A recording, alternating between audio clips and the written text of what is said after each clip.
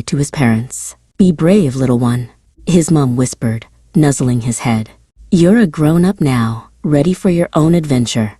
Kiko felt a flutter in his tummy, excited, but a tiny bit wobbly too.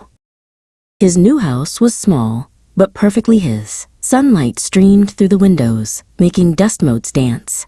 It felt quiet, very quiet, but also full of possibility. My own place, Kiko thought, stretching his paws.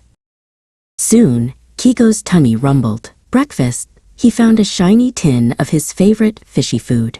But how did it open? He pushed, he pulled, he even tried to bat it with his paw. The tin just sat there, stubbornly closed. Then, he remembered his dad using a funny, whirring tool. Kiko found a spoon and tried to copy the motion, clanking it against the tin. Clang, clang. Still no luck. His tummy rumbled louder. Just as he was about to give up, Kiko spotted a small, easy-to-use can opener on the counter. With a little wiggle and a twist, P.O.P. The lid came off. Success. Kiko munched happily, every bite tasting extra delicious because he'd opened it himself. Being a grown-up was tricky, but also very rewarding. Later, Kiko noticed his litter box needed a tidy.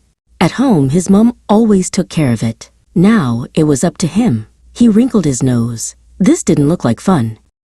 Taking a deep breath, Kiko bravely scooped and tidied. It wasn't so bad after all. Soon, his litter box was sparkling clean. He puffed out his chest.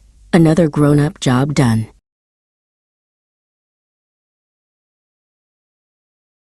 As the sun set, Kiko curled up in his new bed. His paws ached a little, and his brain felt full of new things. But a warm, fuzzy feeling spread through him. He had done it. He was a grown-up cat, living in his own home. Tomorrow there would be more to learn, more adventures to have. But tonight, Kiko dreamt of sunbeams, tasty food, and all the wonderful things that came with being an independent, brave, and very, very cute cat.